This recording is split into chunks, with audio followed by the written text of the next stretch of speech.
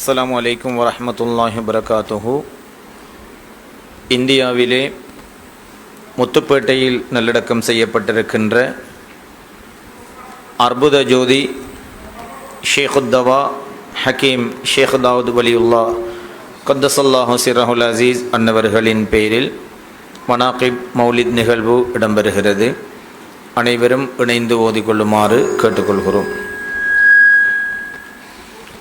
إلى حضرة النبي المصطفى والرسول المجتبى والحبيب المقتبى سيدنا حبيبنا شفيعنا مولانا محمد المرتضى صلى الله عليه وسلم وشرف وكرم ومجد وعظم. ثم إلى روح سيدنا وشيخنا قطب الأقطاب محي الدين عبد القادر الجيلاني قدس الله سره العظيم. ثم إلى روح سيدنا وشيخنا شيخ الدواء حكيم شيخ داود ولي الله قدس الله سره العزيز. الفاتحة. أعوذ بالله من الشيطان الرجيم. بسم الله الرحمن الرحيم. الحمد لله رب العالمين الرحمن الرحيم مالك يوم الدين. إياك نعبد وإياك نستعين. اهدنا الصراط المستقيم صراط الذين أنعمت عليهم غير المغضوب عليهم ولا الضالين آمين. بسم الله الرحمن الرحيم. قل هو الله أحد الله الصمد لم يلد ولم يولد ولم يكن له كفوا أحد. بسم الله الرحمن الرحيم. قل هو الله أحد الله الصمد لم يلد ولم يولد ولم يكن له كفوا أحد. بسم الله الرحمن الرحيم. قل هو الله أحد الله الصمد لم يلد ولم يولد ولم يكن له كفوا أحد. بسم الله الرحمن الرحيم. قل أعوذ برب الفلق من شر ما خلق من شر غاسق إذا وقب ومن شر النفاثات في العقد من شر حاسد إذا حسد. بسم الله الرحمن الرحيم. قل أعوذ برب الناس ملك الناس إله الناس من شر الوسواس الخناس الذي يوسوس في صدور الناس من الجنة والناس. بسم الله الرحمن الرحيم. سبحان الحميد الوهاب المجيد التواب ذي العز والبقاء والجود والسخاء والفضل والبهاء والجلال والنعمة والجمال والنزل والثناء الذي اختار أولياءه على سائر المصنوعات وأعزهم بأشرف المعلوم المرفوعات وبسط لهم عبائد الكرامات وأيدهم بتبصير أسرار الآيات وجعلهم أقطابا للسماء والأرض وأوصى وتعاتهم في الطول والعرل. ومنهم غوث الثقلين وشيخ الفريقين إمام الأتقياء وأنيس الأولياء قدوة المؤمنين وكهف المسلمين مامن الخائفين ومعين المريدين عين المحققين وزين المدققين صاحب الكرامات الباهرة وكاشف المسائل والمعضلات العارف الرباني والمحبوب الصمداني الشيخ داود الرحماني. وكان رضي الله عنه طويل القوى طويل القامة رفيع المقامة التي آمن بموسى بن عمران عليه الصلاة والسلام وكمل بما في توراته من الأحكام وصار ماهرا بعلمه بما فيها من الحكم العظيمة والأودية الفخيمة وهو الكتب المعلم والطراز المعلم والمشرك من بني إسرائيل المفخم والآفل في وادي الشام فان المكرم قدس الله سره العزيز ونور ضريحه الحريز. والصلاة والسلام على سيدنا محمد سيد البشر وعلى آله وأصحابه الذي فازوا بحضرته بالفوز الأكبر. رضي الله عن شيخ داود رضي الله عن شيخ الأفخام صلى الله على محمد يا ربي صل وسلم.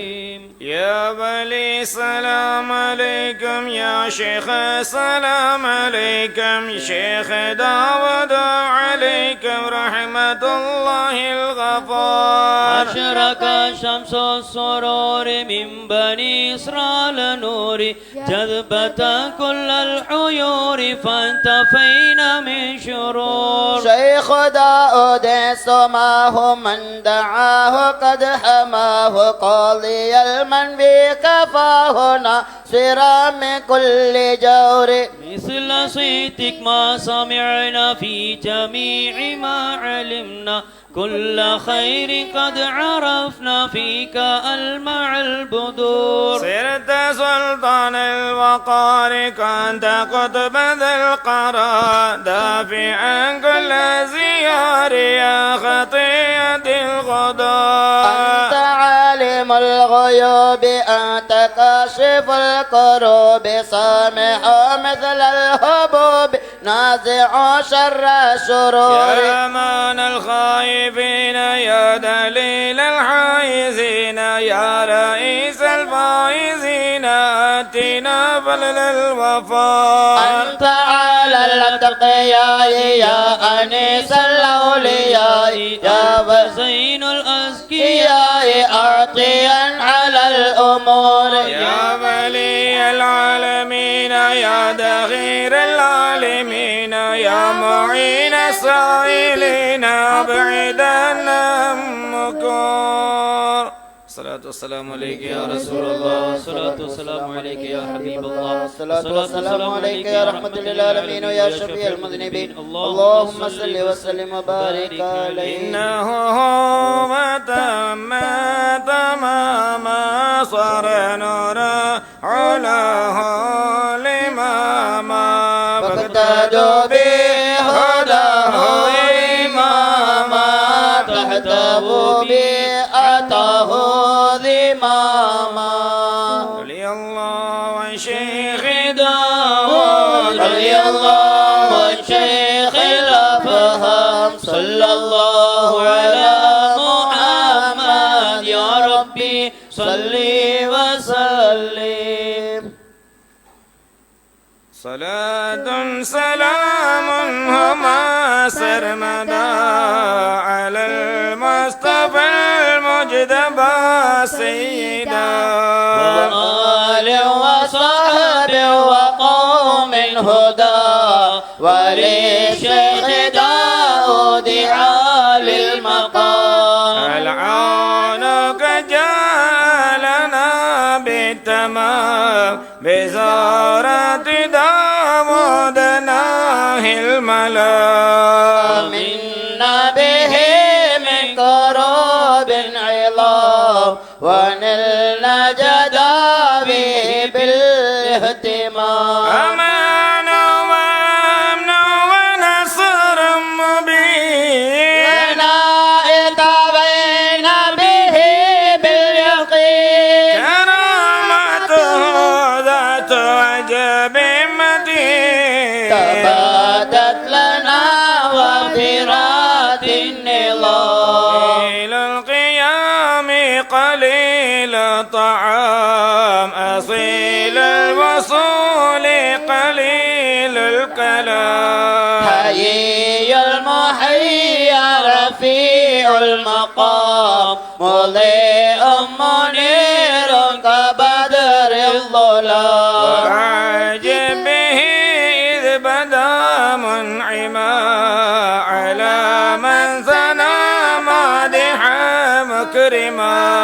وماذا يرى مثله معظما معينا لمن جاءه بالسلام. وليا كريما وقطبا نظيم عليا نطوف الرؤوف الرحيم. صفي صفوح حلي حليم همام لكل الأنام العظام. نصلي على سيد الأنبياء إمام الهدى أحمد في الضياء.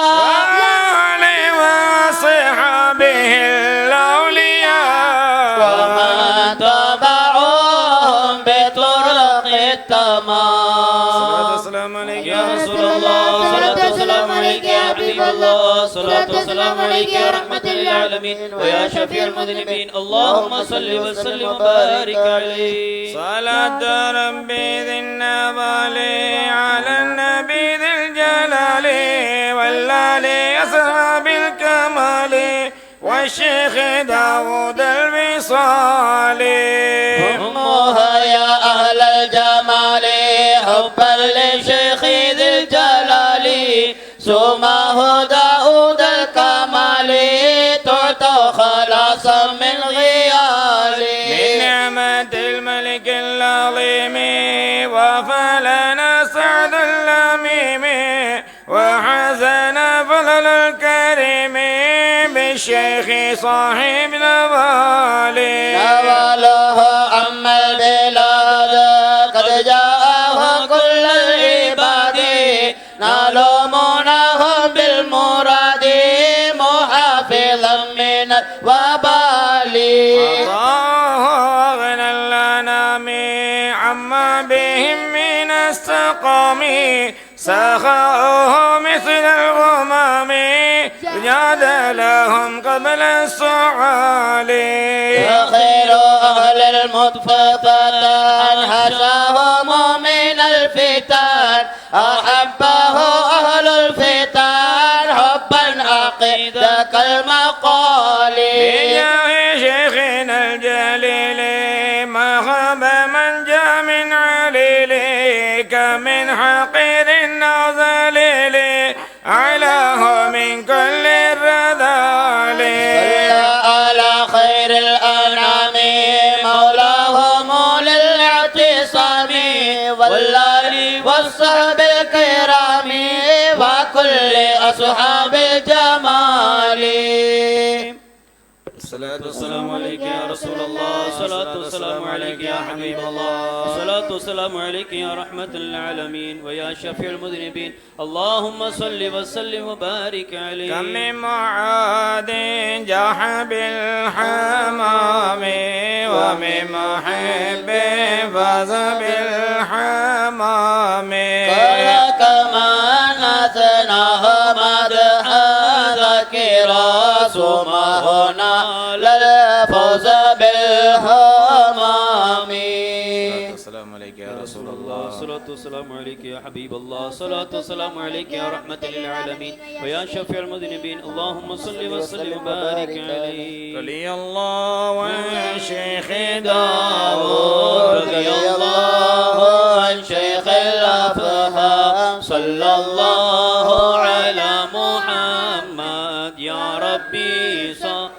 وسلم صلاة ربي ثنائي على نبي ثنائي والآل صحبي صفائي داود شيخ البهائي زوروا بنا باعتناء للشيخ للاستناء داودنا في العناء توبوا بكل البلاء هذا الملي المعلى علي المنار المجلى ماحي الخبيث المقلى بفضله ذي العلاء فوق المناء العوالي بعلمه ذي المحالي رائي حقيق المجال بقلبه ذي الصفاء كم من مريل شفاها مما به وكفاها وكل رين نقاها بحكمه تتلاي يا من يكون سقيما رهتكم مستقيما ولا تكونوا عقيما تصب سليل البلاي لما أتى بالبلاد أنبأه باستناد جاء جميع العباد نال مراد النماء علاه ربي راسنا أولاه علما حسنا أدناه قطب راسنا أحبه باصطفاء أخلد بحول المقام مباركا بالغمام مفضلا بالنعم بعوني وفي الحباب قد صار هذا الخصيب مذ بان فيه الحبيب مطيبا ذا العجيب من غوثنا ذي الثناء بحق مولى الموالي كل منيل النوالي يا خير كل الموالي مقبل أهل الغباء صلى إله الأنام على الرسول الهمام والآل أهل الهسام والصحب حزب اغتنام.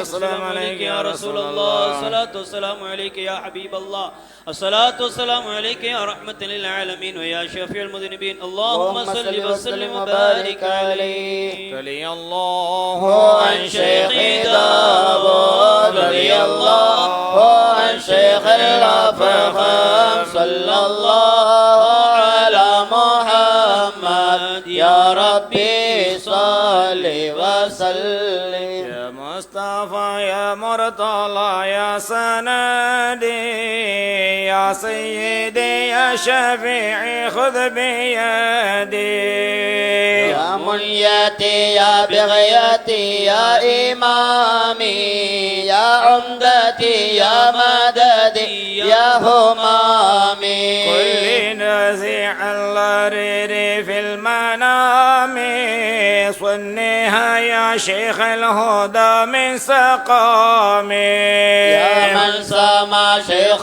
داود الأمين جد لعطاء النفيس مرتزينا يا سيدي يا حبيبي يا معينا يا قنيتي قدني عن كل الملام مالي مدد الشفاء بالمعاشي سواك يا رفيع الاجتياش أطار بلاؤنا مثل الفراش بهباتكم يا حالي فالاحترام أعطاك إلهنا خلقا حسينا فأعطي قصيدا شرف الرزينا سمحكم بالمفادة يقينا من كل عنائنا والاستلام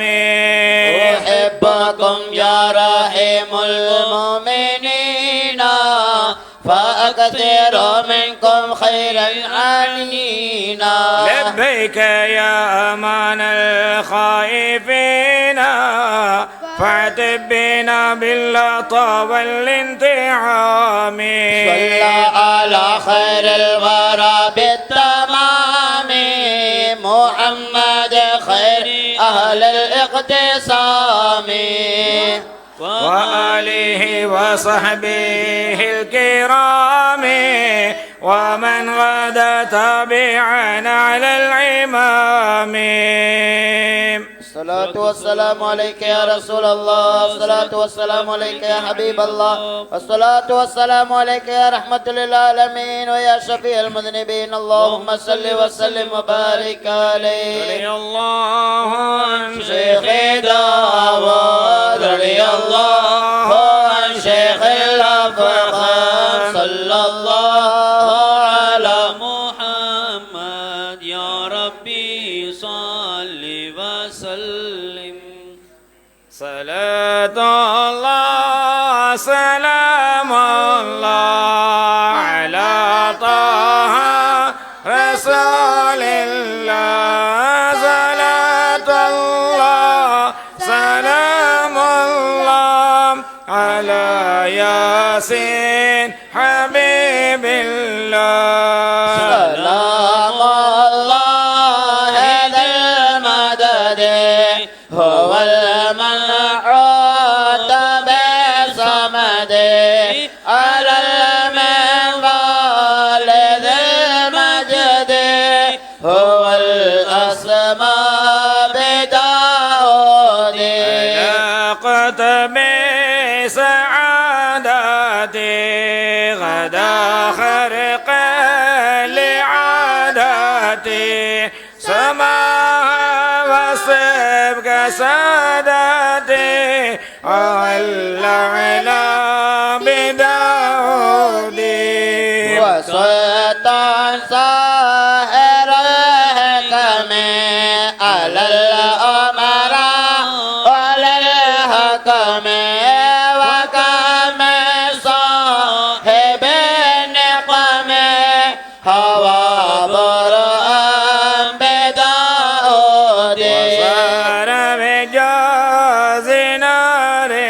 العزم كميل الفوز بحر النعم وكان بسر الروح قدام كحي شيخ خدام الدين بدا في الكون من عترا على العرفان مقتدرا وبالآلاء مبتشرا هو الصامي بداود صلاة الله ذي القدر على المختار ذي الفخر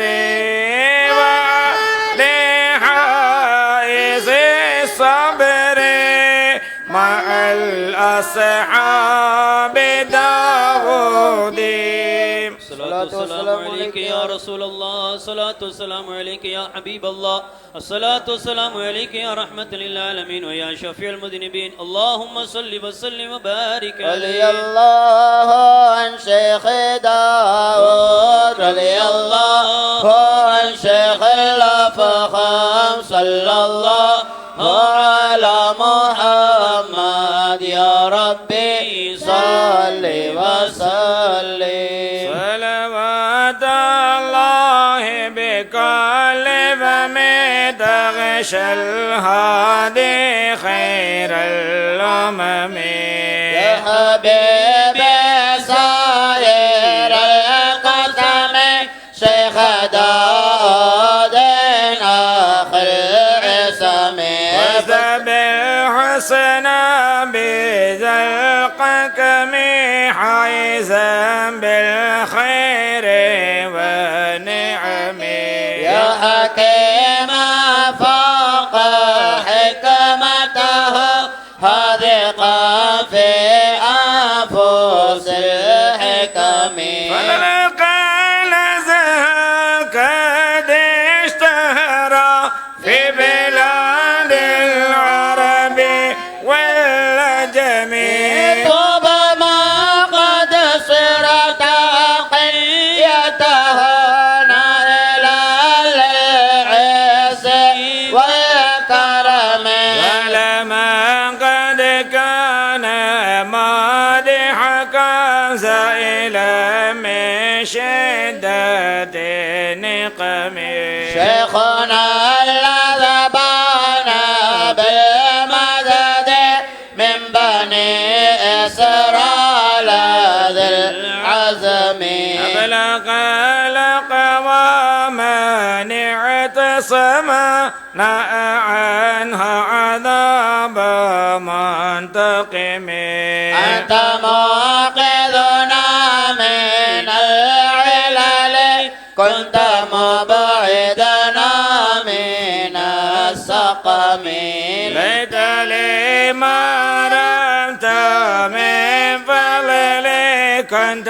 جاديه بلا تهم إنني أشهى لحبوتكم أهتوي برأى من الألم صلي ربنا الأبهى للحبيب محمد القدم وعلى آله وأصحابه والفريق التابع القسم يا رسول الله يا حبيب الله يا رسول الله يا حبيب الله يا رسول الله يا حبيب الله يا رسول الله يا حبيب الله. الصلاة والسلام عليك يا رسول الله الصلاة والسلام عليك يا حبيب الله الصلاة والسلام عليك يا رحمة للعالمين ويا شفيع المذنبين اللهم صل وسلم وبارك عليه. رضي الله عن شيخ داود رضي الله عن شيخ الأفخام صلى الله على محمد يا ربي صل وسلم. يا ربنا يا ربنا يا ربنا يا ربي صل على النبي الأفضل. وفوا بقبر المجتبى المكمل صوم بداود البلي المعتلي متزمزمين بمدحه المستحسن تجزى به خير الجزاء الأفضل. يا معشر البلغاء مدها نكثروا على المصيب الأمجد المفضل. جاء البشير بالسرور والهنا في أول شهر جماد الأول. يا حسن شرف من كرامة عرسه متطيبا متزينا بالأكمل. يا أيها الشرفاء أهل المتفتن لا تنسوا عرس الولي الأجمل. وهو الولي الماهر الممجد في كل ناد بالعطاء الأجزل. حنت ملائكة السماء برالته وتزورها زور النعيم الأنبل. وتذلل لشيخ دامون الولي في قبال ملقي قبل الأجدل. ومن يناده بشدة حاله يحب الخلاص من الضرير الأخبل. يا فوز من حبها بزيارتي وله المنظور وفي العدل. كرائم شيخ المشايخ بالمنى متصلا متكرما بالأفضل. محمد أبا بكر بن من صمي محبة بن المبجل.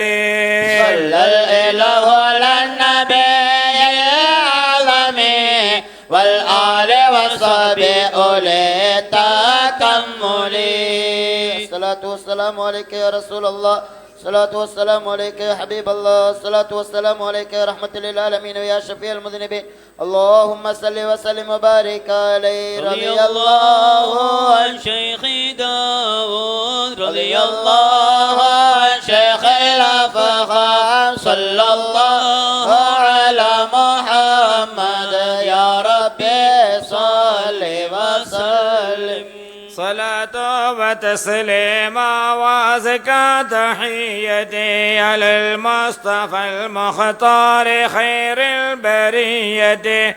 على الحمد لله المعين برحمته على كل من نشاه خلقا بحكمته. برر الشيخ داود حكيما منقيا لنا من فضل الأمر من كل نقمته. هو العارف المكرم بحر الحقائق. هو الماهر المشهور عند الأئمة. قد اشتاقه الفضل ومدحا لشرفه وأثنوا عليه عائزين بنعمته. حيي المحيا فائض الجود والسحاء ومخجل بحر في يداء اللطية. ولما أتانا فضلها مبعد لنا يحونا به من كل هم وغمة. جسيما عليم القدر والزاثناؤه. هريا جميل الوجه خير الأحبة. على جوده كل البلاد محمد مسنا كراماتها جلت نماء بشهرته فكم من سقيم زال عن جسمه عنا بزورته للشيخ حامي الرزية فكم كرامات أتت بعد موته كذا قبله حكيت بغير المحدث بدا شهرة منه خوارق عادته مؤجبة ما شافها عين نظرته حكيما فلا حكم الأطباء شبيهة لحكمته الغربان في حال عمته سألتك يا الله رب البرية معافاة أمراضي وإبعاد كربتي بحرمات الشيخ داود الولي وغفران زلاتي وإبعاد علتي وتخليص أعمالي وإصفى ضميرتي بشيخ سليمان العلي بعزتي فأحمد جلال الدين والده الذي أبوه دعي بغني بتتمته هو العالم المشهور ابنا لشيخنا أبي بكر لبي عالم المثلية علمت كرامات لداود نصني محمد أبو بكر سماه بدعوته أصلي على المختار من كل من نشاء وآله وأصحابه أحق لرحمتي.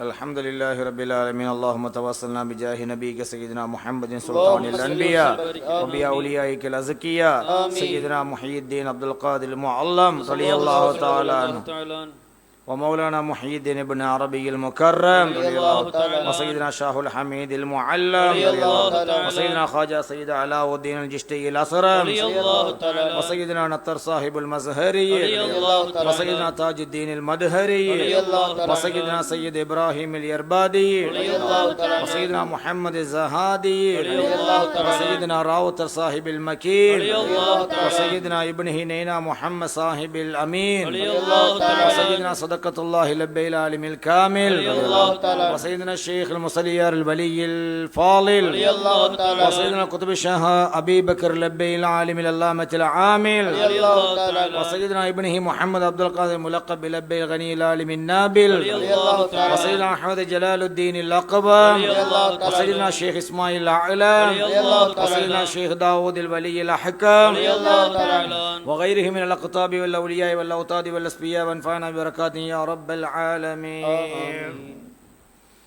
مولاي صل وسلم دائما أبدا على حبيبك خير الخلق كلهم إن زرت رولة شيخ الكتب ذي العالم فاقرأ عليه سلام دائما ديام على صباه بداود الآخر فضل مفضل بكشوف الغيب بالكرم تمت عجائبها أمت مناقبه في أنذيات أقالم بلا تهم كم من خطيب بشيطان الغيبة إن عنه المصيب بقهر شيخ ذي الحكم يفوز مال أما جدوى وببداهته قد نال منه نصيب كل مغتنم هو الخبير بأسر الغيب ما تمل لواعز من الرحمن ذي القدام صل وسلم على المختار يا غفارا والآل وصحبه والأتباع كلهم والحملنا ذمه والقارئ جامعها شيخ داود الأخ العزم يا رب بالمصطفى بلغ مقاصدنا واسمع لنا ما مضى يا واسع الكرم.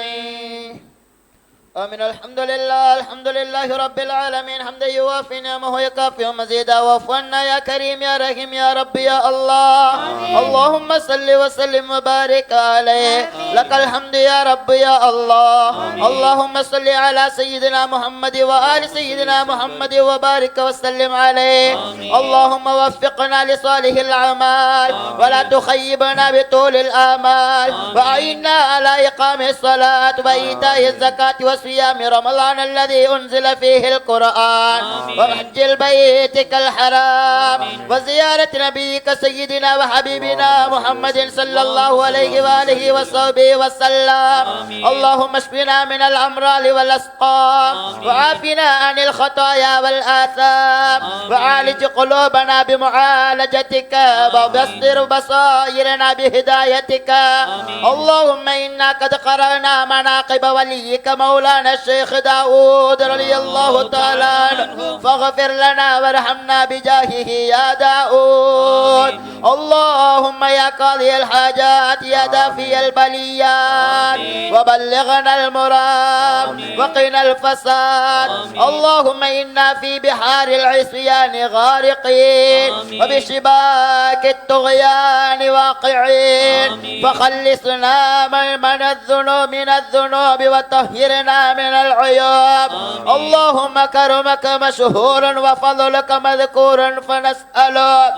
اللهم من كرامك الوافر ومن فضلك المتكاثر، اللهم ارزقنا اتباع نبيك خاتم الأنبياء واقتداء أحبابك وأقطابك والأولياء، وختمنا بالخير يا أرحم الراحمين، وبيعنا عشي الليل. ربنا آتنا في الدنيا حسنة وفي الآخرة حسنة وقنا عذاب النار. ربنا اغفر لنا ولوالدينا ولمشايخنا ولأساتذتنا. ربنا رب ارحمهما كما ربياني صغيرا. وصلى الله تعالى وسلم على خير خلقه سيدنا محمد النبي الأمي وعلى آله وصحبه وسلم. آمين بفضل سبحان ربك رب العزة عما يصفون، وسلام على المرسلين والحمد لله رب العالمين. إلهي تماما قبل ضياء سمي شيخ داود السناء، وسلمنا من الآفات سلما وعطان وطعون وباء. إلهي شفي سقام المسلمين بداود الوالي شيخ الدواء، ووسع رزقنا وارزق حلالا بيسر لا بعسر والعناء. إلهي بعيدا عنا البلايا وأرخص سعرنا دون الغلاء، وألف بين أحباب كرام بخير أسعفا هم بالمنى. إله ارحم لنا والمسلمين بغفران وإعطاء الصفاء. وصل على حبيبك كل وقت وآل ثم أصحاب الوفاء.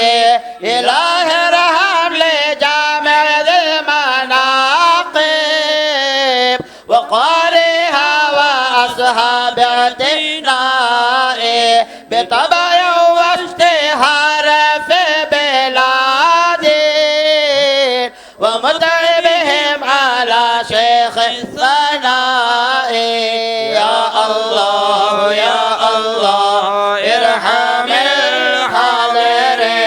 رضي الله ربنا عن عون العالمين شيخنا الأكرم داود الحكم، رأفة وشفقة أعطنا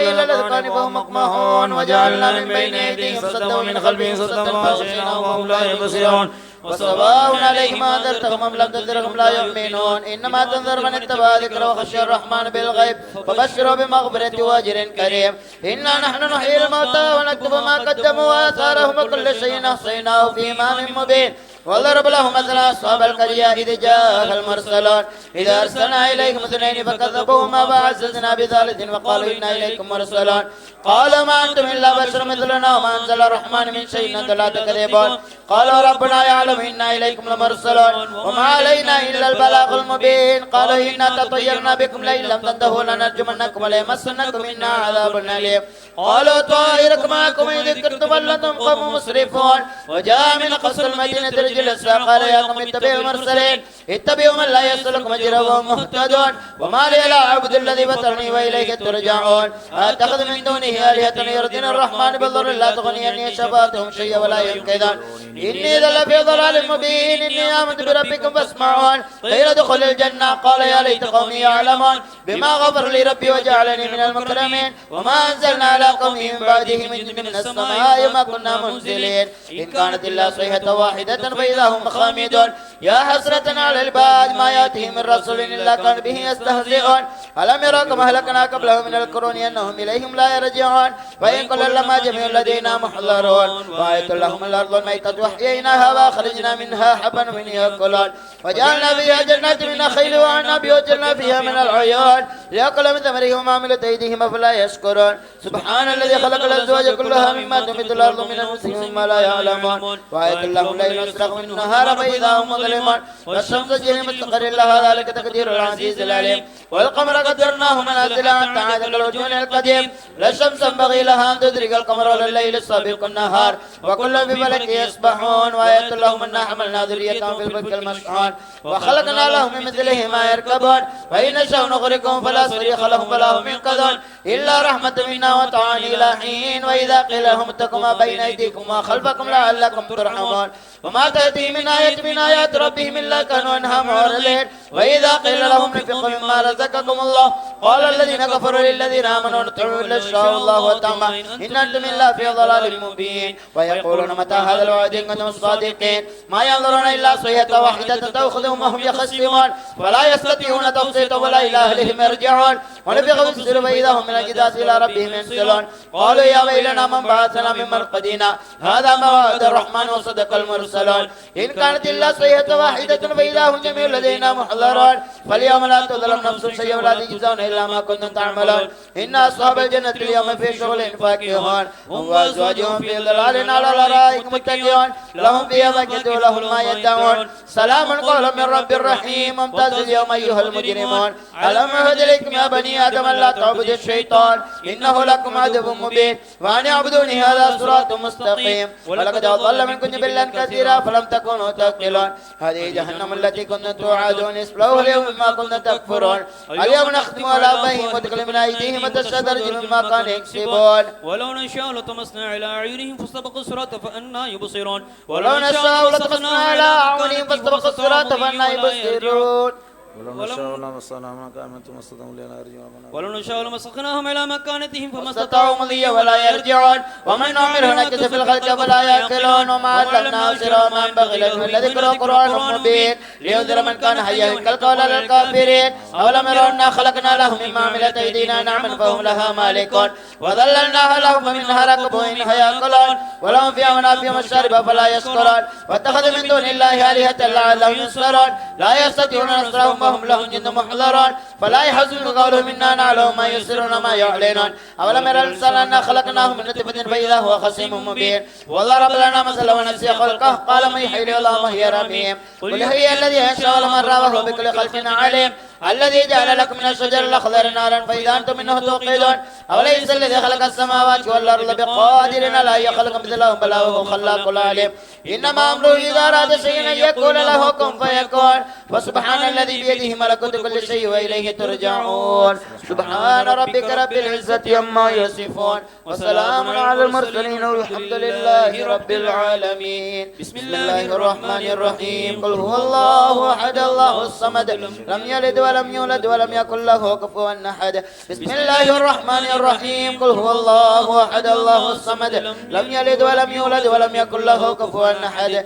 بسم الله الرحمن الرحيم قل هو الله أحد الله الصمد لم يلد ولم يولد ولم يكن له كفوا أحد بسم الله الرحمن الرحيم قل أعوذ برب الفلق من شر ما خلق ومن شر غاسق إذا وقب ومن شر النفاثات في العقد ومن شر حاسد إذا حسد بسم الله الرحمن الرحيم قل أعوذ برب الناس ملك الناس إله الناس من شر الوسواس الخناس الذي يوسوس في صدور الناس من الجنة والناس آمين بسم الله الرحمن الرحيم الحمد لله رب العالمين حمدا يوافي نعمه يكافي مزيده واعف عنا يا كريم يا رحيم يا رحمن يا الله آمين. اللهم صل على سيدنا محمد وآله وصحبه وبارك وسلم عليه آمين. اللهم أوصل ثواب ما قرأناه من كلامك العزيز هذه هدية واصلة ورحمة نازلة منا إلى حضرة ذات روح نبينا محمد صلى الله عليه وسلم آمين وإلى أرواح ذوات جميع الأنبياء والمرسلين وأهل بيت النبي صلى الله عليه وسلم وأزواجه أمهات المؤمنين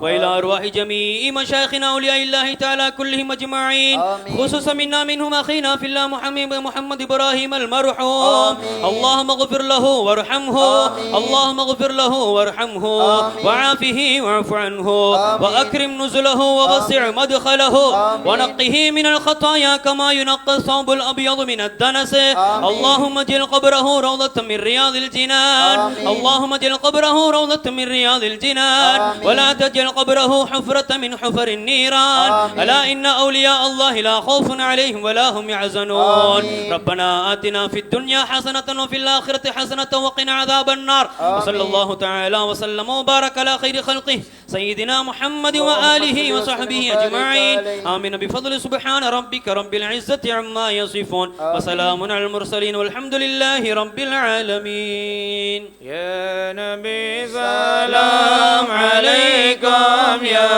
رسول سلام عليكم يا حبيب سلام عليكم صلوات الله عليكم يا نبي سلام عليكم يا صديق سلام عليكم يا عمر سلام عليكم يا عثمان سلام عليكم يا علي سلام عليكم يا حسن سلام عليكم يا حسين سلام عليكم فاطمة سلام عليكم صلى الله على محمد صلى الله عليه وسلم صلى الله على محمد صلى الله عليه وسلم صلى الله على محمد يا ربي صل وسلم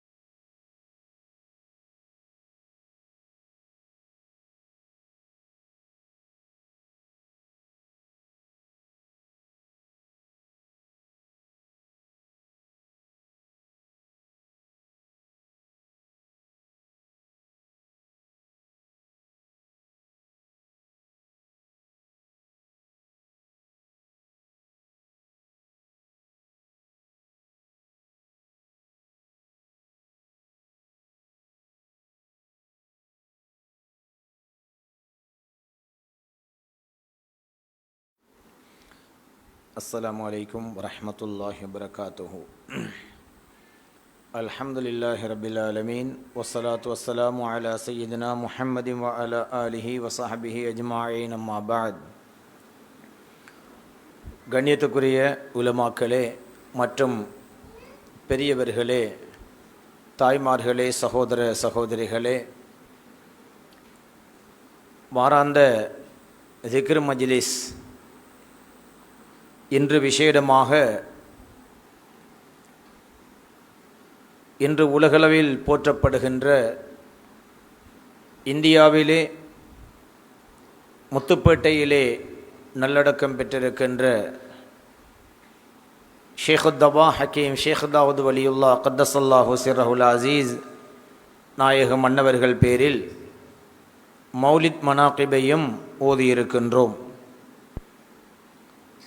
இன்று தனியாக அந்த மௌலிதை ஓத வேண்டும் என்பதற்காக இந்த நாளை நாம் ஒதுக்கியிருக்கின்றோம். ஏனென்றால் இந்த மாதத்திலேயே சுல்தானுல் ஆரிஃபீன் சையத் அஹ்மதுல் கபீர் ரிஃபாயி கத்தஸல்லாஹு சிர்ரஹுல் அசீஸ் அன்னவர்களுடைய ஞாபகார்த்த நாளும் வருகிற காரணத்தினால் இரண்டும் ஒரே நாளில் நமக்கு சிரமமாக இருக்கும் என்பதனாலும் பயணங்கள் மற்றும் தூர தேவைகளும் இருக்கின்ற காரணத்தினாலும் இன்றைய நாளில் இதை திருப்திகரமாக ஓத வேண்டும் என்ற அடிப்படையில் இதை நாம் முழுமையாக நேர்த்தியாக ஓதியிருக்கிறோம். அன்பிற்குரிய சகோதர சகோதரிகளே, அல்லாஹ் சுப்ஹானஹு வ தஆலா இந்த உலகத்தில் நபிமார்களையும் அவுலியாக்களையும் மனித சமுதாயத்துக்கு நேர்வழி காட்டுகின்றவர்களாக அனுப்பியிருக்கிறான். அந்த நபிமார்கள் வலிமார்கள் தொடக்கம் ஆதம் அலைஹிஸ்ஸலாத்து வஸ்ஸலாம் அன்னவர்களிலிருந்து இந்த உலகில் இடம்பெற்று கொண்டிருக்கிறது. நமது நாயகம் ஸல்லல்லாஹு அலைஹி வஸல்லம் அன்னவர்களுடைய உம்மத்துக்களில் மட்டும் அல்லாஹு தஆலா அவுலியாக்களை தரவில்லை. அதற்கு முன்னிருந்தவர்களுடைய உம்மத்துகளிலும் நபிமார்கள் ரசூல்மார்களுடைய சஹாபிகளிலும் இறைநேசர்களை அல்லாஹு தஆலா தேர்ந்தெடுத்திருக்கிறான். இந்த உலகத்தில் ஏற்படுகின்ற போராட்டங்கள் அல்லது மக்கள் ஒரு தேசத்தை விட்டு இன்னொரு தேசத்திற்கு பிரதேசத்திற்கு இடம்பெயர்வது காரணமாக அல்லது உலகத்தில் ஏற்படுகின்ற அனர்த்தங்கள் காரணமாக இப்படியாக அந்த நபிமார்கள் ரசூல்மார்கள் அல்லது அவுலியாக்களின் அடக்க ஸ்தலங்கள் தடயமற்று போயிருக்கிறது. அப்படி தடயமற்று போகலாமா? அவுலியாக்களுடைய கபரை அல்லாஹு தஆலா காப்பாற்றுற இல்லையா? நபிமார்களுடைய கபறுகளை அல்லாஹு தஆலா காப்பாற்றுவதில்லையா என்று சில ஆட்கள் கேட்கலாம். அல்லாஹு தஆலா காப்பாற்றுவான் தான். அது அல்லாஹ்வுடைய நாட்டத்தில் தேவை இருந்தால் காப்பாற்றுவான். அவன் விரும்பினால் காப்பாற்றாமல் அதை மீள விடுவான். ஏன் கஅபத்துல்லாஹ் கூட அல்லாஹ் தஆலாவுடைய இறையில்லம், அந்த கஅபத்துல்லாஹ் கூட நபி நூஹ் அலைஹிஸ்ஸலாத்து வஸ்ஸலாம் அன்னவர்களுடைய காலத்திலே உலகில் ஏற்பட்ட வெள்ளப் பிரளயத்தில் அதனுடைய தடம் இல்லாமல் அழிந்து பின்னர் அல்லாஹ் தஆலா அந்த இடத்தை நபி நூஹ் அலைஹிஸ்ஸலாம் அவர்களுக்கு காண்பித்து கொடுத்து அந்த இடம் மீண்டும் அடையாளப்படுத்தப்பட்ட வரலாறுகளை நாங்கள் பார்க்கிறோம். அல்லாஹு தஆலா கஅபத்துல்லாஹ் தன்னுடைய இறை இல்லத்தை காப்பாற்றவில்லையா? அதற்கும் இப்படி ஏற்பட்டதே. இவ்வாறு 2 தடவைகள் கஅபத்துல்லாஹ்வினுடைய தடம் தெரியாமல் அதனுடைய சேதம் ஏற்பட்டிருக்கிறதே. எனவே அதுவெல்லாம் அல்லாஹு தஆலா நாடினால் அதை காட்டுவான், அதை மீட்டுவான். இல்லை என்றால் அதை காட்டாமல் இருப்பான் அல்லது மீட்டாமல் இருப்பான். ஆனால் உலகத்திலே 1,24,000 நபிமார்கள் வந்தார்கள். அதில் 313 பேர் ரசூல்மார்களாக இருந்தார்கள் என்பதை யாரும் மறுக்க முடியாது. அதில் குர்ஆனிலே 25 நபிமார்களுடைய பெயர்கள் தான் வெளிப்படையாக தெளிவாக அடையாளப்படுத்தப்பட்டிருக்கின்றன என்பதையும் யாரும் மறுக்க முடியாது. 25 நபிமார்களுடைய பெயர் சொல்லப்பட்டது என்பதற்காக 1,23,975 நபிமாரும் அட்ரஸ் இல்லை என்று அர்த்தமா? இல்லை. உலகத்தில் சில நபிமார்கள் இருக்கிறார்கள், அவர்கள் நபிமார்கள் என்று வரலாறுகளில் அடையாளப்படுத்தப்பட்டிருக்கிறார்கள். அவர்களுடைய கபறுகள் இருக்கின்றன, ஆனால் அவர்களுடைய பெயர்கள் குர்ஆனிலே இல்லை. அவர்களுடைய பெயர்கள் குர்ஆனிலே இல்லை, ஆனால் அவர்கள் ஒரு நபி என்று அடையாளப்படுத்தப்பட்டிருக்கிறது. அப்படி அனர்த்தங்கள் ஏற்படுகிற பொழுது, உதாரணமாக மிக பெரும் பூகம்பம் ஏற்பட்டுவிட்டால், பூகம்பம் ஏற்பட்ட இடத்திலே ஒரு கபறு இருந்தால் அந்த கபறு என்ன செய்யும்? அந்த பூகம்பத்துக்குள் அகப்பட்டு பூமிக்குள்ளே உள்வாங்கப்பட்டுவிடும். சுனாமி போன்ற கடல் அனர்த்தங்கள் ஏற்பட்டால், கடலை அண்டி இருக்கக்கூடிய கட்டிடங்களினால் வலுவாக பாதுகாக்கப்படாத சில கபறுகள் அலைகளுக்கு அதன் மண் அடிக்கப்பட்டு தடயங்கள் நீக்கப்பட்டு விடும் என்பதிலே மாற்று கருத்து இல்லை. அப்படி நம்முடைய பிரதேசத்திலும் சாய்ந்த மருதில் கடலோரமாக ஒரு கபர் இருந்தது, ஒரு நல்ல மனிதருடைய கபர். அதை ஆரம்பத்தில் சுனாமிக்கு முன்னால் நாம் பார்த்திருக்கிறேன். ஆனால் தற்போது அந்த இடத்தில் தடயம் கூட இல்லை. இது இயற்கையான விஷயம். பள்ளிவாசல்கள் இவ்வாறு தடமற்று போன இடங்களும் இருக்கின்றன, பாதுகாக்கப்பட்ட பள்ளிகளும் இருக்கின்றன, கபறுகளும் பாதுகாக்கப்பட்ட கபறுகளும் இருக்கின்றன. ஆனால் அல்லாஹ்வுக்கு சுப்ஹானஹு வ தஆலா இப்படியான இயற்கை அனர்த்தங்களினால் அல்லது ஏதாவது வேறு ஒரு காரணத்தினால் கபறுகளுடைய தடயங்கள் இல்லாமலாகிவிட்டால், ஒருவேளை அல்லாஹ் நாடுகிற கபறுகளை அல்லாஹு தஆலா அடையாளப்படுத்துவான். அது ஏதாவது ஒரு காரணத்தினால் அடையாளப்படுத்துவான். ஒருவேளை நவீன பெயர்களினால் கூட அல்லாஹு தஆலா அதை அடையாளப்படுத்துவான். தொல்பொருள் என்கின்ற தேட்டத்தில் ஒரு பூமியின் எச்சங்கள், மனிதர்கள் எத்தனை ஆண்டுகள் வாழ்ந்தார்கள் அல்லது இதனுடைய பாரம்பரியம் என்ன என்பதை தேடுகிற பொழுது இறைச்சியாக ஒரு கபறு அகப்பட்டு விடலாம். அதில் தலைப்பக்கமும் கால்பக்கமும் மீசான் கற்கள் அம்புட்டு விடலாம். யாரென்று பெயர் தெரியாது. மீசான் கட்டையிலே எல்லாரும் பெயர் எழுதி வைத்திருப்பார்களா? இல்லை. அப்படித்தானே கொழும்பில் கூட அரபிகளுடைய மீசான் கற்கள் அடையாளங்களாக வைத்து தடயங்கள் அம்புட்டு முஸ்லிம்கள் எவ்வளவு காலம் வாழ்ந்தார்கள் என்கின்ற அடையாளங்கள் கண்டுபிடிக்கப்பட்டது வரலாற்றிலே. இவ்வாறு நிறைய இடங்கள் இருக்கின்றன. இன்று நமது கண்ணுக்கு முன்னால் இன்றோ நாளையோ தடமற்று போய்விடுமோ என்கிற சில இடங்களும் இருக்கின்றன. இந்த காரதீவு சந்திக்கு அங்கால் பாருங்கள், பக்கீச்சேனை என்ற ஒரு இடம் இருக்கிறது. அந்த இடத்திலே ஒரு பெரியார், அதனுடைய வரலாறு சம்மாந்துறை மாவடிப்பள்ளி பள்ளிவாயல் நிர்வாகிகளிடத்தில் இருக்கிறது. ஆனால் அந்த இடத்தினுடைய மீசான் கணுக்கள் கற்களும் இருக்கின்றன, இரண்டும் அழகாக இருக்கின்றன. ஏற்கனவே ஒரு கட்டடம் இருந்து அழிந்ததற்கான அத்திவாரத்தின் தடயம் இன்னும் இருக்கிறது. ஆனால் அதை முஸ்லிம்கள் அதை பாதுகாக்கவில்லை. அதை கட்டாயம் பாதுகாத்தால் தான் இந்த பிராந்தியத்திலே முஸ்லிம்களுடைய வரலாறுக்கான சான்றுகள் இருக்கும்.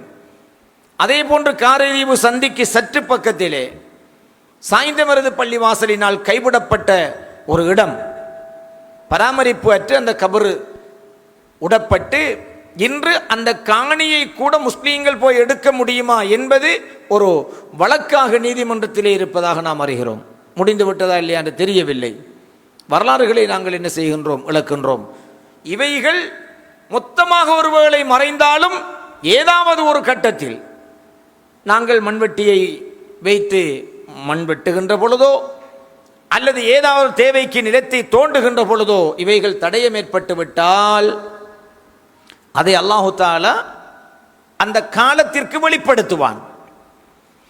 ஒருவேளை அந்த வரலாறு தெரியாத ஒரு இடமாக இருந்து இப்படி ஒரு தடயம் இருக்கும் என்றால், அல்லது ஒரு நல்லடியாருடைய உடல் மண்ணுக்குள் கெடாமல் இருக்கும் என்றால், மண்ணுக்குள் கெடாமல் இருக்கிறது என்றால் அது ஒரு நல்லடியாருடைய உடலாகத்தான் இருக்கும், அதில் சந்தேகம் இல்லை. அவ்வாறு இருக்கும் என்றிருந்தால் அதை மக்கள் அடையாளப்படுத்துவார்கள். அப்படி அடையாளப்படுத்தப்படுகிற பொழுது ஒன்று பெயர் அறியப்படாத ஒரு நல்ல மனிதர் என்கின்ற அடையாளம் அங்கே வைக்கப்படும், அல்லது இந்த இடத்திலே இருப்பது நான் தான் என்று யாராவது நம்பத்தகுந்தவர்களுடைய கனவுகளில் அந்த அடக்கம் செய்யப்பட்டவர் வந்து அறிவிப்பதன் மூலமாகவும் அந்த கபறுகள் அடையாளம் காணப்படும். இவ்வாறு நிறைய நடந்திருக்கின்றன. அப்படி ஒரு பெரிய மகான் தான் ஷேகுத்தவா ஹக்கீம் ஷேக் தாவூத் வலியுல்லா கத்தசல்லாஹு சிரஹுல் அசீஸ், முத்துப்பேட்டையில் இருக்கின்றவர்கள். இவர்களுடைய ஜியாரம் பன்னெடுங்காலமாக இருந்து தடயம் அழிந்து அந்த பூமி விவசாய நிலமாகவும் மாற்றப்பட்டு விட்டது. இவ்வாறு இருக்கின்ற ஒரு காலத்தில் தான் இன்றைக்கு நான் நினைக்கிறேன் ஒரு 750 சுமார் வருடங்களுக்கு முன்னால் அல்லது 774 வருடங்களுக்கு முன்னால் அந்நளவாக அந்த விவசாயத்தை செய்து கொண்டிருந்த முஸ்லிம் அல்லாத சகோதரர் தன்னுடைய வயலில் ஜாம்புவானோடை என்கின்ற அந்த பிரதேசத்தில் முத்துப்பேட்டை என்கின்ற இடத்தில் தன்னுடைய வயலை விவசாயத்துக்காக உழுது கொண்டிருக்கின்ற பொழுது ஒரு பெரியாருடைய உடலில் இவருடைய மண்வெட்டி அல்லது அந்த வயலை உழுவதற்காக இவர் பாவித்த அந்த ஆயுதம் பட்டு இவருடைய முகத்திலே இரத்தம் தெறித்து விட்டது. அவர் கண் பார்வையை இழந்து விட்டார். அந்த இடத்துக்கு வந்து அவர் மன்னிப்பு கேட்டு அந்த கனவிலே அந்த பெரியார் வந்து நான் இன்னார் என்று சொன்ன பிறகு அதை அடையாளம் கண்ட அந்த மனிதர் அந்த இடத்திற்கு எல்லைப்படுத்தி அந்த இடத்திலே மன்னிப்பு கேட்ட பின்னர் அவருடைய பார்வை மீண்டு விடுகிறது. நான் ஷேகுத்தவா ஹக்கீம் ஷேக் தாவூத் வலியுல்லா என்று தன்னை அடையாளப்படுத்துகின்றார்கள், தன்னை பற்றி அறிமுகம் செய்கின்றார்கள். பனு இஸ்ராயல்களை சேர்ந்த மூசா அலைஹிஸ்ஸலாம் அவருடைய அவர்களுடைய அந்த சமுதாயத்தைச் சேர்ந்த ஒருவர் என்று தன்னை அறிமுகப்படுத்துகிறார்கள். அன்றிலிருந்து அடையாளப்படுத்தப்பட்டு இன்று வரை அவர்களுடைய அடக்கஸ்தலம் பராமரிக்கப்படுகிறது. இப்படிப்பட்டவர்கள் இலங்கையிலும் இருக்கிறார்கள். நமது பக்கத்திலே நிந்தவூர் என்கின்ற ஊரிலும் அப்படியான ஒரு பெரியாருடைய கபர் இருக்கிறது. மாத்தளையிலே கோட்டை என்று சொல்லக்கூடிய இடத்திலே ஒரு ஜியாரம் இருக்கிறது. இவ்வாறு இலங்கையிலும் சில ஜியாரங்கள் இருக்கின்றன.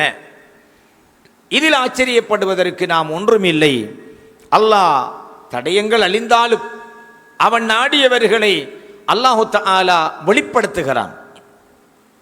அப்படி வெளிப்படுத்தப்பட்டவர்கள் தான் ஷேகுத்தவா ஹக்கீம் ஷேக் தாவூத் வலியுல்லா கத்தசல்லாஹு சிர்ரஹுல் அசீஸ் அன்னவர்கள். ஏன் நம்முடைய முஸ்லிம் மக்கள் நல்லடக்கம் செய்யப்படுகின்ற மையவாடிகளில் கபறுகள் வெட்டப்படுகிற பொழுது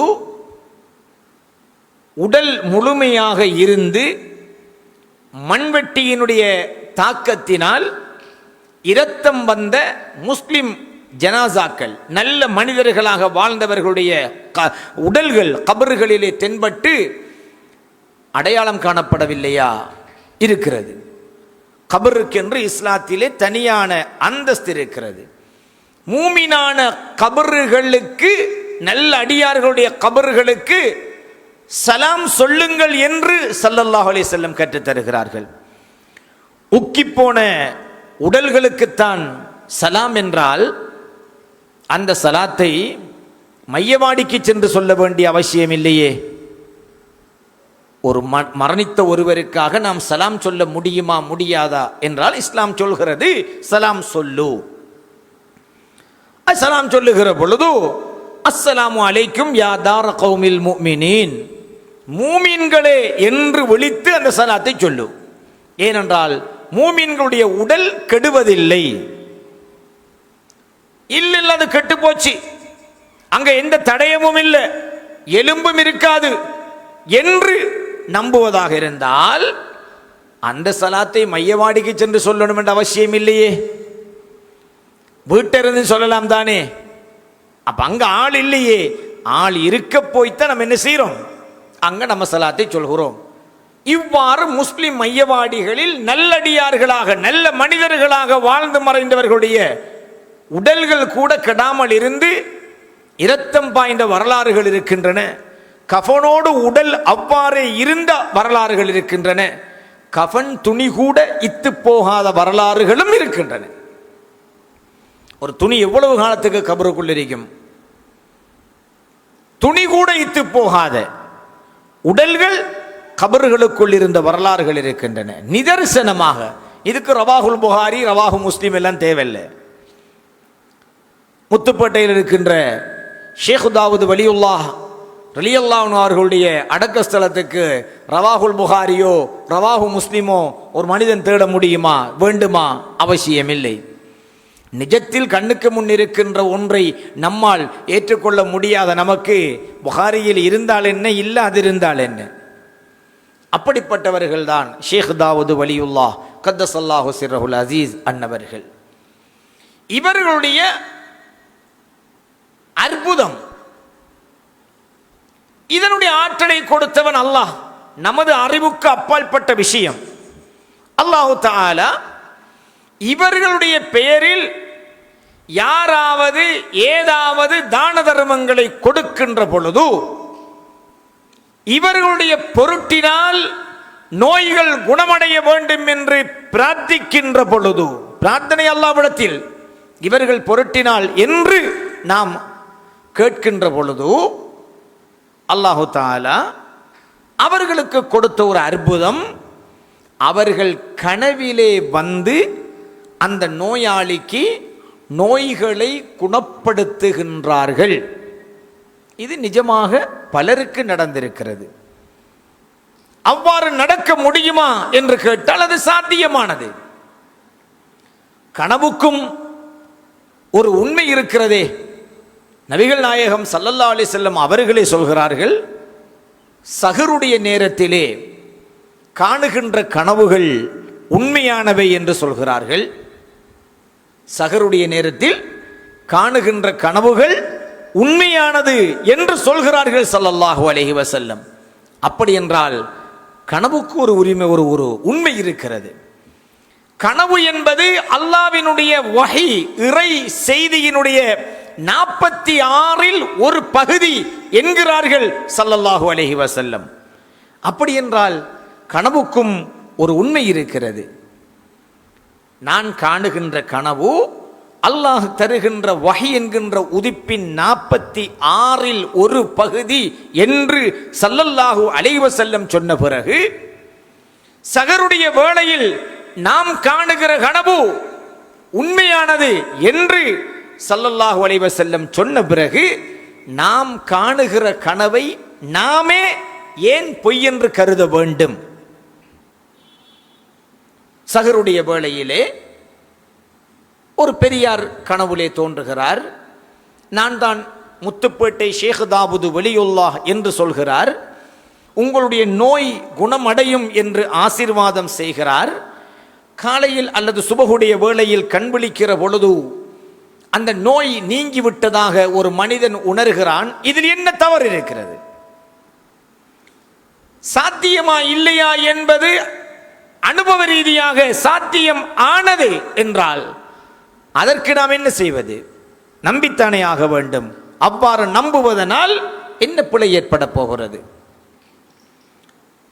இமாமுனா பூசீரி ரஹ்மஹுல்லாஹ் அன்னவர்கள் கசீதத்துல் புர்தா என்கிற அழகிய நபிகள் நாயகம் ஸல்லல்லாஹு அலைஹி வஸல்லம் அவர்களுடைய அந்த புகழை தொகுத்தவர்கள். அவர்கள் ஸல்லல்லாஹு அலைஹி வஸல்லம் அன்னவர்களை கனவில் காண வேண்டும் என்று ஆசைப்படுகிறார்கள். தனக்கு ஏற்பட்ட பக்கவாத நோய் குணமடைய வேண்டும் என்று விரும்புகிறார்கள். கனவிலே ஸல்லல்லாஹு அலைஹி வஸல்லம் அவர்களை காண்கிறார்கள். ஸல்லல்லாஹு அலைஹி வஸல்லம் அன்னவர்கள் தன் கரத்தினால் தடவ நோய் நீங்க கனவு காண்கிறார்கள். எழுந்து பார்க்கிறார்கள், அவர்களுடைய நோய் முழுமையாக நீங்கி இருக்கிறது. இது ஸல்லல்லாஹு அலைஹி வஸல்லம் அவர்களை கனவில் கண்டிருக்கிறார்கள். இமாம் பூசீரி ரஹ்மஹுல்லாஹ் அவர்களுடைய வரலாறு உலகில் எல்லோருக்கும் பிரபல்யமான வரலாறு. சாத்தியம் இல்லை என்று இருந்தால் இது எவ்வாறு நடந்திருக்க முடியும்? சாத்தியமா இல்லையா என்பதை அனுபவிக்காத நாம் எவ்வாறு தீர்மானிப்பது? உலகமே ஒரு புறத்தில் நின்றாலும் ஒரு உண்மையை தரிசித்தவர், அனுபவித்தவர் அது பற்றி என்ன சொல்கிறாரோ அவருடைய உண்மைத்தன்மை ஊர்ஜிதம் செய்யப்பட்ட பின்னர் அதுதான் ஆதாரம். இமாம் பூசீரி ரஹ்மத்துல்லாஹி அலைஹி அவர்கள் அவருடைய வாழ்வின் தூய்மை உலகறியும். அப்படிப்பட்ட ஒரு மகோன்னதமான பெரியார் பெருமானா ஸல்லல்லாஹு அலைஹி வஸல்லம் அன்னவர்களை கனவில் கண்டதாக பொய் சொல்ல வேண்டிய தேவை அவர்களுக்கு இல்லை. தனக்கு இல்லாத நோய் ஒன்றை இருந்ததாக வாதிட வேண்டிய தேவையும் அவர்களுக்கு இல்லை. அந்த நோய் குணமடைந்து விட்டதாக சொல்ல வேண்டிய அவசியமும் அவர்களுக்கு இல்லை. எனவே சாத்தியமான வரலாறுகளை நாங்கள் பார்க்கிறோம். இப்படித்தான் ஷேக் உத்தவா ஹக்கீம் ஷேக் தாவூது வலியுல்லா கத்தஸல்லாஹு சிர்ரஹுல் அஸீஸ் என்பவர்கள் பல வரலாறுகள் இருக்கின்றன. அவர்களிடத்திலே அவர்கள் பொருட்டினாலே நோய்கள் குணமடைய வேண்டும் என்று அல்லாஹ்விடம் பிரார்த்திக்கின்ற மக்களுக்கு அவர்கள் கனவில் வந்து அந்த நோய்களை நிவர்த்தி பண்ணுகின்ற நிதர்சனமான வரலாறு இன்றும் நடைமுறையில் இருப்பதனால் தான் பல்லாயிரக்கணக்கான மக்கள் அவர்களுடைய ஜியாரத்தை நோக்கி, அவருடைய அடக்க ஸ்தலத்தை நோக்கி சென்று நோய்கள் குணமடைந்து வருகின்ற அற்புதத்தை இன்றும் அவதானித்துக் கொண்டிருக்கிறோம். நம்மில் கூட நோய்களுக்காக இவ்வாறு அல்லாஹ்விடத்திலே அவர்களின் பொருட்டினால் கேட்டு நோய்கள் நிவர்த்தியானவர்கள் அனுபவ ரீதியாக இருக்கிறோம். அவ்வாறு இருக்க ஏன் நாம் அந்த நம்பிக்கையை இழக்க வேண்டும்? அவ்வாறு நம்புவதனால் ஈமானுக்கு என்ன பிரச்சனை? அது ஒரு பிரச்சனையும் வராது. தடயங்கள் அழிந்து போனால் ஆள் இல்லை என்ற அர்த்தம் அல்லையே. ஒரு முறை சஹாபாக்கள் ஒரு பயணம் செல்கிறார்கள். ஒரு இடத்திலே கூடாரம் அடித்து தங்குகிறார்கள். இரவு பொழுது அவர்கள் தங்கிய இடத்திலே நிலத்துக்குள் இருந்து, பூமிக்குள் இருந்து அல் குர்ஆனுடைய தபாரக்கல்லதி என்கின்ற அத்தியாயம் ஓதுகிற சப்தம் வெளியே கேட்கிறது. இதை அவதானித்த சஹாபாக்கள் ஸல்லல்லாஹு அலைஹி வஸல்லம் இடத்திலே சென்று, நாயகமே யா ரசூலல்லாஹ், நாங்கள் இவ்வாறு கூடாரம் அடித்து தங்கினோம், அந்த இடத்திலே பூமிக்கு அடியில் இருந்து தபாரக்கல்லதி என்பது ஓது என்ற அத்தியாயம், குர்ஆனின் அத்தியாயம் ஓதப்படுகிற சப்தத்தை நாங்கள் கேட்டோம் நாயகமே என்று சொன்ன பொழுது, ஒரு நல்ல மனிதர், ஒரு நபித்தோழர் அடக்கப்பட்ட இடம், அந்த தடம் அழிந்திருக்கிறது, அவருடைய கபருக்குள் இருந்துதான் அவர் ஓதுகின்ற தபாரக்கல்லதியுடைய சப்தத்தை நீங்கள் கேட்டிருக்கிறீர்கள் என்றார்கள் ஸல்லல்லாஹு அலைஹி வஸல்லம். சொல்லிவிட்டு சொன்னார்கள், தபாரக்கல்லதி கபருக்குள்ளே நமது பாவங்களை நம்மை விட்டு விலக்கி நம்மை காப்பாற்றும் என்று நான் உங்களுக்கு சொல்லி தந்திருக்கிறேன் தானே என்று சொன்னார்கள் ஸல்லல்லாஹு அலைஹி வஸல்லம். அதனால்தான் நம்மை ஏற்றுக்கொண்டவர்களுக்கு கூட நாம் என்ன சொல்லி இருக்கிறோம்? சுபஹ் தொழுகையின் பின்னால், அதாவது கண் விழித்து எழுந்த பின்னால், தஹஜ்ஜுத் சுபஹ் தொழுத பின்னால் சூரத்து யாசீனை கட்டாயம் ஓத வேண்டும் என்று நம்முடையவர்களுக்கு நாம் சொல்லி இருக்கிறோம். நம்முடைய பலர் அதை ஓதி வருகிறார்கள். உறங்குவதற்கு முன்னர் தபாரக்கல்லதியை ஓதிவிட்டு தான் உறங்க வேண்டும் என்று சொல்லி இருக்கிறோம், ஓதி வருகிறார்கள், பலர் ஓதுகிறார்கள். அதனுடைய பெருமதி என்ன? தபாரக்கல்லதியும் யாசீனும், இந்த இரண்டு அத்தியாயங்களும் ஒரு மனிதனுடைய கபருக்குள் அவனோடு பாவங்களை தங்காமல் வெளியாக்கிவிடும் என்கிறார்கள் ஸல்லல்லாஹு அலைஹி வஸல்லம். பாவங்கள் மனிதனோடு தங்க முடியாது, வெளியாக்கிவிடும். கபருடைய வாழ்விலே ஒரு மனிதனை புனிதனாக காப்பாற்றுகின்ற இரண்டு அத்தியாயங்கள் சூரத்து யாசீன், சூரத்துல் முல்க், தபாரக்கல்லதி என்கின்ற அத்தியாயம். இந்த இரண்டு அத்தியாயங்களையும் நம்மில் பலர் நாம் சொன்ன பிரகாரம் நியமமாக ஓதி வருகின்றார்கள். அது அவர்களை பாதுகாக்கும். அந்த கபருக்குள் இருந்து தபாரக்கல்லதி வந்த பொழுது சஹாபாக்கள் அதை கேட்டுவிட்டு, பாருங்கள், ஸல்லல்லாஹு அலைஹி வஸல்லம் வாழுகிற பொழுதே ஒரு சஹாபியினுடைய கபர் தடயமற்றிருக்கிறது, தபாரக்கல்லதி உள்ளே இருந்து வெளியே இருக்கின்ற சஹாபிகளுக்கு கேட்கிறது. ஸல்லல்லாஹு அலைஹி வஸல்லம் அதை சஹாபியின் கபர் என்று அடையாளப்படுத்துகிறார்கள். அப்படி என்றால் மூசா அலைஹிஸ்ஸலாம் காலத்திலே மறைந்த பெரியார் ஷேகுத்தவா அவர்கள் வாழுங்காலத்திலும் ஷேகுத்தவா ஒரு வைத்திய கலாநிதியாக வாழ்ந்தவர்கள் என்ற இப்ப நம்ம கலாநிதி என்று சொல்வது போல வைத்திய துறையில் நிபுணத்துவம் பெற்ற ஒருவராக வாழ்ந்திருக்கிறார்கள். சாதாரணமானவர்களாக அல்ல, இறைநேச செல்வராக வாழ்ந்திருக்கிறார்கள். இறைநேசர்கள் என்று வந்துவிட்டால், இறைநேசர்கள் தொட்ட அல்லது பாவித்த பொருள்கள் என்று வந்துவிட்டால் அது நமது அறிவுக்கு அப்பால் பட்ட ஆற்றலை கொண்டது. அதை யாரும் சந்தேகிக்க தேவையில்லை.